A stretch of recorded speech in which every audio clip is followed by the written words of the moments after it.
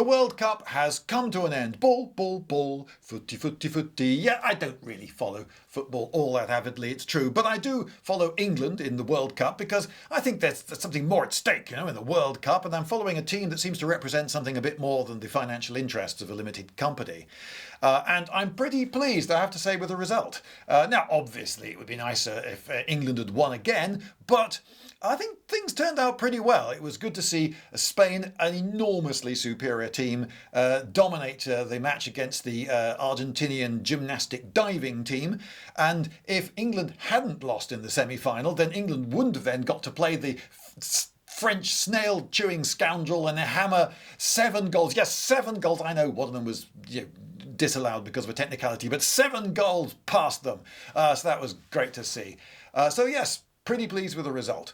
The result, that is. But yet again, I was reminded at how the beautiful game is so spoiled by the way it's played. And I strongly suspect that the way it's played is largely due to the way it's refereed. Now, I don't think you'd actually have to change the rules of the game very much, if at all, but you will have to retrain referees to do things differently. Now, I was shocked to hear again and again on the BBC and ITV, British television companies covering the World Cup, that the punters, most of them ex-professional football players, talking about, oh, he did really well there to win that free kick.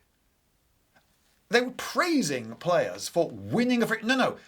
Free kicks are not won. You do not win, and you definitely do not try to win a free kick. One of the favourite tactics is you have the ball and you see someone pelting towards you at top speed because it's a competitive sport and he wants to get to you as fast as possible. So he is running towards you and running to try to get that ball at top speed. And then at the last minute, perhaps you look that way and pretend you don't know he's there. You step between him and the ball. He inevitably, because he's running full tilt, hits you. You then fall over and go, like this, like, referee, could you see? I there was completely innocent and he just knocked me to the floor. I can't believe it. I'm so shocked and surprised. How did that happen?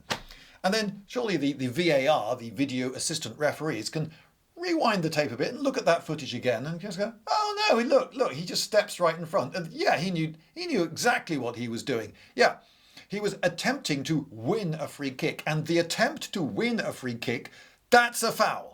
Okay, and possibly even a yellow card offence. And as soon as you start treating that as a foul and possibly a yellow card offence, perhaps they'll stop doing it. And perhaps they'll stop rolling around on the ground in absolute agony if you change the way the rules are applied.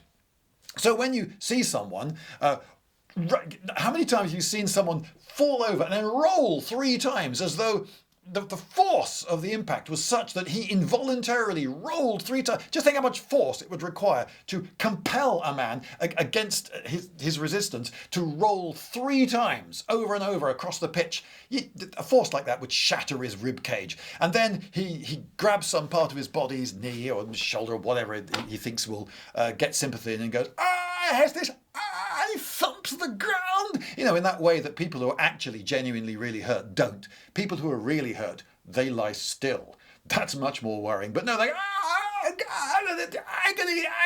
agony they display to the referee, and people come over to them, are you all right? They're in too much pain to even speak, it seems. Well, referees, I suggest that if ever you see that, you must insist that a stretcher be brought on and this player be taken right off the pitch immediately, clearly for his own good. And we should all perhaps say a prayer, because that's clearly the end of his career. He's never going to walk again, let alone play football. In fact, from the way he was behaving, he may have seconds to live. He should be stretchered off for his own good and absolutely forbidden for even trying, good Lord, no, I won't hear of it, coming back onto the pitch again. And if he just allows himself to be stretchered off, then his manager will be allowed to send on a substitute to replace him. But if he realises, I've been rumbled, and he springs back to his feet, as they almost always do, perfectly fine. No, I was only kidding. Red card. No, feigning injury in order to try to get a member of the opposing team sent off, that is a red card offence. And if you look as though you're seriously injured, you should be stretchered off and not to return. So that's what I think.